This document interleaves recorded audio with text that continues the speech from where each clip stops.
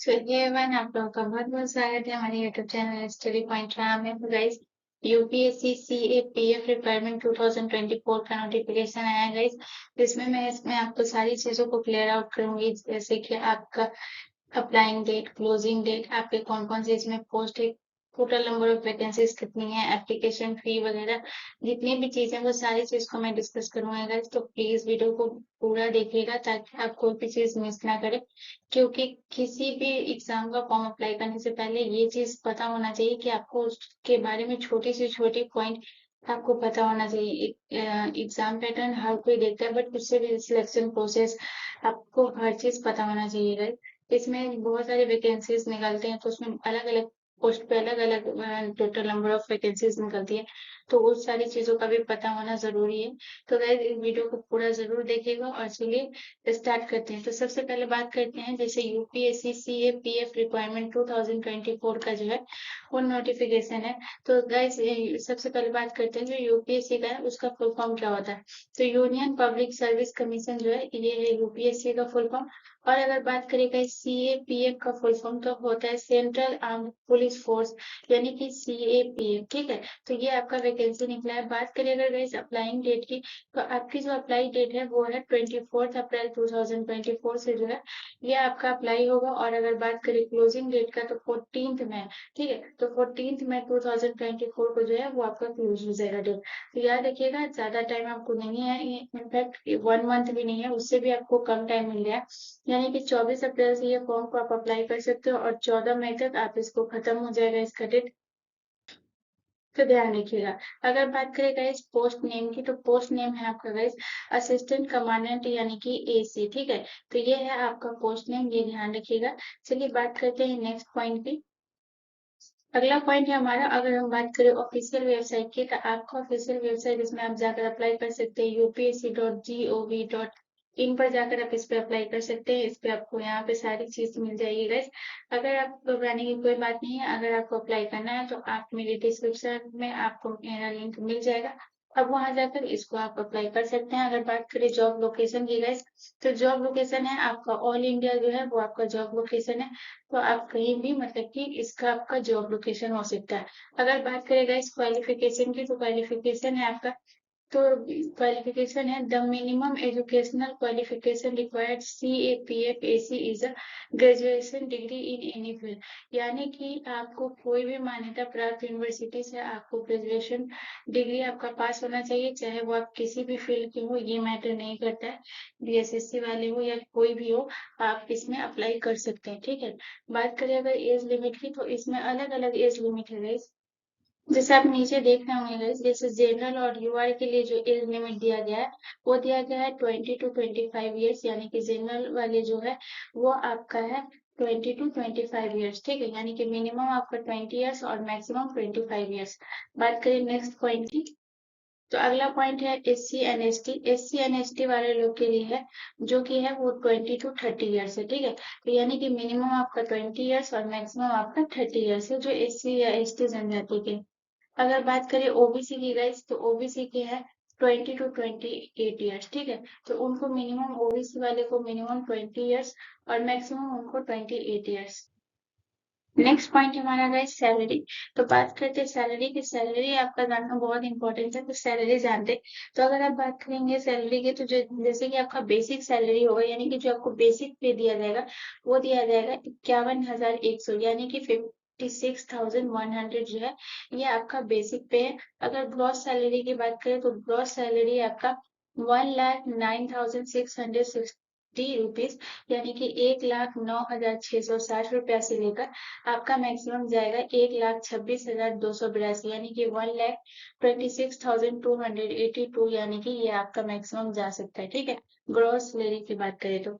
अगर आपके ये पॉइंट को बात करें कि जैसे कि इन हैंड, यानी कि आपको हाथ में कितना मिलेगा, उनकी सैलरी जो कटती है, तो कट के जो आपको मिलेगी वो मिलेगी 94,660 से लेकर 1,11,282, यानी कि 94,660 से लेके 1,11,282 तक ये आपकी सैलरी है गाइस। और सैलरी इसमें बहुत अच्छी खासी है गाइस। चलिए नेक्स्ट पॉइंट की बात करते हैं। तो ये है आपका टोटल नंबर ऑफ वैकेंसी, ठीक है। तो टोटल नंबर ऑफ वैकेंसी जो है वो टोटल आपको 506 है। तो यहाँ पे सिर्फ आपको यही जानते हैं कि टोटल नंबर ऑफ वैकेंसी जो है वो कितना है, लेकिन आपको यहाँ पे अलग अलग पोस्ट दिया गया है गाइस, और वहां पे आपको अलग अलग वैकेंसीज दिए गए हैं। तो ये जानना आपका बहुत जरूरी है, ताकि आप जो फॉर्म फिल करेंगे आप उसमें अपनी पहली रिक्वायरमेंट क्या रखेंगे, ये भी बहुत इंपॉर्टेंट है। जिसमें आपको ज्यादा पोस्ट मिल रहा है उसमें आप क्या करिए कि अपनी रिक्वायरमेंट को फर्स्ट प्रायोरिटी दीजिए। जैसे कि मैं आगे बताऊंगी आपको एग्जांपल में। तो सबसे पहले बात करते हैं, जैसे टोटल नंबर ऑफ वैकेंसी जो है वो 506 है, ठीक है। इसमें जो अलग अलग कैटेगरीज दिए हुए हैं तो उसमें मैं बताऊंगी कि टोटल कितने 506 होते हैं। तो जैसे कि बात करें सबसे पहले कि बॉर्डर सिक्योरिटी फोर्स यानी कि BSF, इसमें आपको टोटल नंबर ऑफ वैकेंसी यानी कि 186 दिया गया है। तो इसमें बहुत अच्छी खासी दी गई है गाइस 186। तो मैं यही कहूंगी कि जैसे आप फॉर्म फिल करेंगे तो इसमें फर्स्ट आप देंगे BSF यानी कि बॉर्डर सिक्योरिटी फोर्स, जिसमें आपको अच्छी खासी पोस्ट है। जिसमें ज्यादा पोस्ट होती है गाइस उसमें क्या होता है ना कि हमारा सिलेक्शन जल्दी होता है। तो ये आप अपना जो है BSF का फर्स्ट रिक्वायरमेंट रखिएगा। चलिए नेक्स्ट की बात करते हैं। आपका नेक्स्ट है सेंट्रल रिजर्व पुलिस फोर्स यानी कि CRPF, जिसमें आपको टोटल नंबर ऑफ वैकेंसी है वो है 120, ठीक है। तो आपको बॉर्डर बॉर्डर सिक्योरिटी फोर्स में 186 नंबर ऑफ वैकेंसी है, और सेंट्रल रिजर्व पुलिस फोर्स यानी कि CRPF में है 120, ठीक है। उसके बाद अगर नेक्स्ट पॉइंट की बात करें तो ये है हमारा सेंट्रल इंडस्ट्रियल सिक्योरिटी फोर्स यानी कि CISF। तो CISF में आपको 100 है, यानी कि टोटल नंबर ऑफ वैकेंसी आपको 100 है। अगर बात करें नेक्स्ट पॉइंट की, तो नेक्स्ट पॉइंट है आपका Indo Tibetan board force border force TITPB, यानी कि इसमें टोटल है आपको 58 नंबर ऑफ वैकेंसी। और अगर अगर हम लास्ट की बात करें तो ये है आपका सशस्त्र सीमा बल यानी कि SSB। तो इसमें आपको टोटल नंबर ऑफ वैकेंसी है वो है 42। तो ध्यान रखिएगा इस सबसे ज्यादा आपको नंबर ऑफ वैकेंसी दे रहा है वो है बॉर्डर सिक्योरिटी फोर्स में यानी BSF में। उसके बाद है आपका सेंट्रल रिजर्व पुलिस फोर्स यानी कि CRPF में आपको 120 है। उसके बाद है आपका सेंट्रल इंडस्ट्रियल सिक्योरिटी फोर्स यानी CISF, इसमें टोटल ऑफ वैकेंसी 100 है। और इंडो टाइबेटियन बॉर्डर फोर्स ITPB में 58 है, और सशस्त्र सीमा बल यानी डबल SB में 42 है। अगर हम इस सबको ऐड करेंगे तो आपका जाएगा 506। जैसे देखिए 6 और 8 और 2, तो 8 और 2 10, 6 16 के 6, हाथ में एक, 8 और 2 10, ठीक है। फिर 8 और 2 10 और 10 5 15, 15 4 19, और हासिल एक 20 के 0, हासिल 2, 2 बच गया, ठीक है। 2 एक 3 एक 4 और एक 5, तो ये मिलकर आपका बनता है 506, ठीक है। जिसमें तो आपको total of number of vacancy जो है वो 506 दिया हुआ है, लेकिन अलग अलग कैटेगरीज है guys, ये ध्यान रखिएगा। और ये भी ध्यान रखिएगा कि सब में आपको अलग अलग नंबर ऑफ वैकेंसीज दिए हुआ है, ठीक है। आपको टोटल 5 दिया गया हो और पांचों में आपको अलग अलग नंबर ऑफ वैकेंसी है, तो उस हिसाब से आप अपना जो है जब फॉर्म फिल करेंगे तो उस टाइम अपना रिक्वायरमेंट रखेंगे। गाइस मेरी तो यही सलाह है कि सबसे पहले आप रखिएगा BSF यानी कि बॉर्डर सिक्योरिटी फोर्स, सेकंड में आप रखिएगा CRPF, उसका थर्ड में रखिएगा CISF यानी कि सेंट्रल इंडस्ट्रियल सिक्योरिटी फोर्स। ये तीन में आपको अच्छी खासी नंबर ऑफ वैकेंसी, तो ये तीन आप सबसे फर्स्ट प्रायोरिटी रखिएगा। चलिए नेक्स्ट पॉइंट की बात करते हैं। अगला पॉइंट है सिलेक्शन प्रोसेस। तो किसी भी एग्जाम को देने से पहले आपको उसका सिलेक्शन प्रोसेस जानना बहुत जरूरी होता है, क्योंकि सिलेक्शन प्रोसेस आप जानेंगे कि आपको कहाँ कहाँ से आपको चीजों से गुजरना है, आपको क्या क्या फेस करना है। तो ये बहुत इंपॉर्टेंट होता है। इनफैक्ट किसी भी एग्जाम को देने से पहले एग्जाम पैटर्न हर कोई जानता है, लेकिन मेरी सलाह है कि आप एक बार सिलेक्शन प्रोसेस भी देखिए कि आप उसके लिए भी एलिजिबल हैं कि नहीं। तो चलिए हम ये बात करते हैं UPSC की CAPF की जो है वो सिलेक्शन प्रोसेस की बात करते हैं। तो सबसे पहले जो है वो आपको रिटन एग्जाम देना पड़ेगा गाइस। उसके बाद जो आपका आएगा यानी कि PAT या PST या फिर मेडिकल स्टैंडर्ड टेस्ट होगा आपका।